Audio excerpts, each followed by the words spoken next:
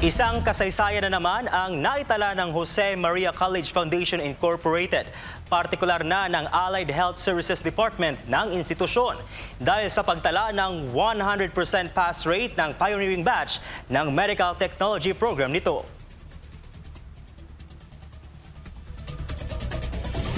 At ngayon ay makakapanayam natin ang mga passer via Zoom. Unang-una po, congratulations sa inyong lahat. Ano-ano po ang paghahanda ninyo sa board exams at ano-ano ang suportang in-extend ninyo sa JMCFI sa inyo?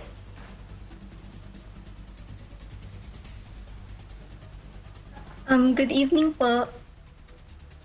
Am I audible po? Go ahead po, ma'am. Okay. So, first po is that I would like to thank everyone po who've been constantly supporting us since day one, especially the JMCFI MedTech program family po. Sila Sir Rigidor Padayhag, yung program head po namin, yung clinical coordinator po namin, si Ma'am Irish po, and the students. Like, they've been supporting us po even if like we didn't communicate that much, like they are extending their support, especially nung they were extending their support nung board exam days. Like, meron po silang pag-grand salubong, and yun po yung masasabi.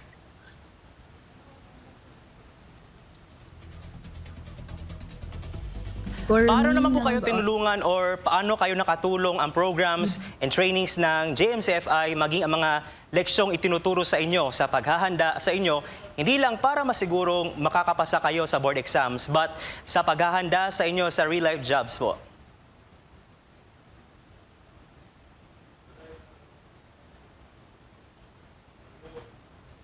Ever since, nung college days pa po namin, like, nung first year until fourth year kami, hanggang sa graduate, very supportive po talaga yung program po namin. Yung entire JMCFI community, very supportive po talaga. Although, dalawa lang po kami ni Miss Dumamba na pioneers, we've felt the support po talaga ng lahat. And despite the pressure of being the pioneers, hindi po namin siya masyadong naramdaman kasi parang natatabunan po siya ng suporta ng mga taong naniniwala po sa amin na kaya namin, even though even though at some point we doubted ourselves, they never made us feel na hindi namin kaya. Kaya po, yun po yung nangyari na napasa po namin yung board exam, yung MTLE. And yun nga po, ever since first year kami, although iba-iba po yung naging professor namin since naabutan po kami ng pandemic and nag-change po yung leadership ng program namin, hindi po siya naging hindi po siya naging balakid para po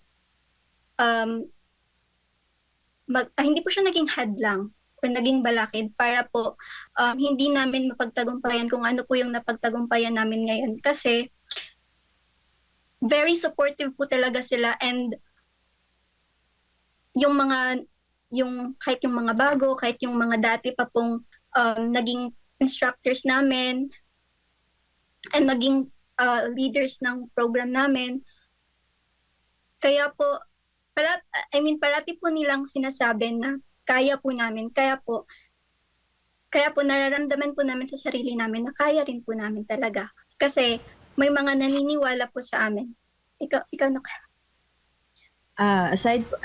I would like to add up din po sa mga sinabi po ni Miss Maningas.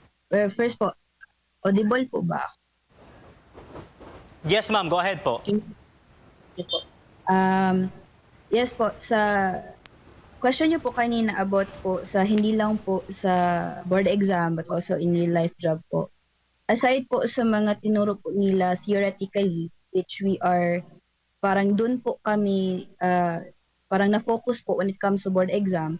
Nung internship din po, they also taught us yung kung ano po yung sa practical talaga po. So, hindi lang po, how do I explain? Hindi lang po by the books, they also taught us techniques. We can learn how to make it not just easy, but kumbaga, how to perform well po sa lab po. So, yun po sa board exam, theoretical, they focus on sa theoretical po na way, and comes to real life po, yung sa mga practical po, na ito yung mga techniques, ganito, ganyan. So, bale, sa trainings po namin, balance po siya. Theoretical and sa real life po na nangyayari sa lab. So, I'm very thankful po sa mga profs po namin ngayon. Again po kanina sila Sir Riggy, sila Ma'am Irish, and yung iba pong faculty, and also yung mga CIs po namin. And also po kay Doc Raymond po and Sir Real po for the support po. They've been very, very supportive po since day one po. Yun po. Ano naman po ang mensahe ninyo sa JMCFI community at JMCFI Founding President Reverend Dr. Pastor Apollo C. Quiboloy sa bagong achievement ninyo at ng buong JMCFI community? Personally po, I'm very, very, very thankful po talaga to the school, to their support. My words are not enough to express my gratitude po. Kasi as I've said po kanina, they've been supporting us since day one, even though paiba-iba po yung mga prof po namin, pero grabe pa din po yung support nila sa amin po. So thank you very much po sa school in general, sa faculty po, kay pastor po. Thank you very much po.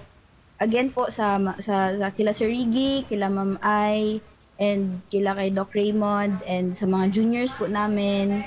Thank you very much po, Reza.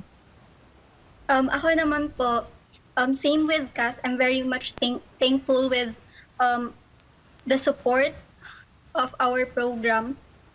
Not just our program po, but the students as well. If isa-isahin ko po talaga, sobrang dami po ng mga JMCFI, J. Marian students na sumusuporta po sa amin since day one.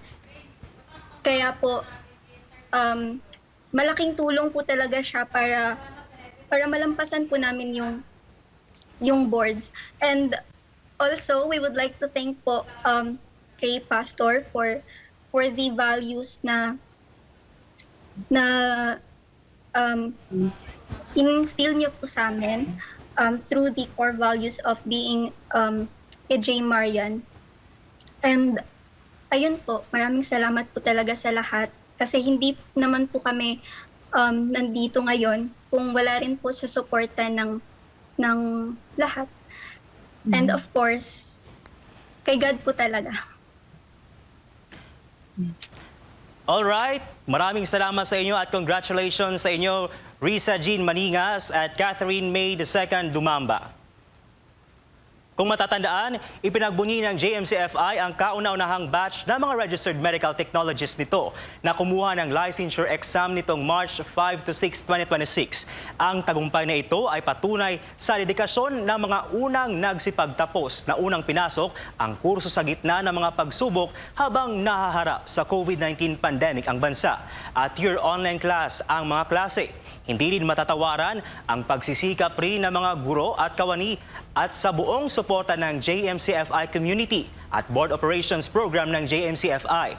Ang tagumpay na ito ay nagbibigay-bugay rin sa bisyon ng JMCFI Founding President na si Reverend Dr. Pastor Apollo C. Quiboloy na patuloy na nagbibigay inspirasyon sa mga mag-aaral at mga guro ng paaralan.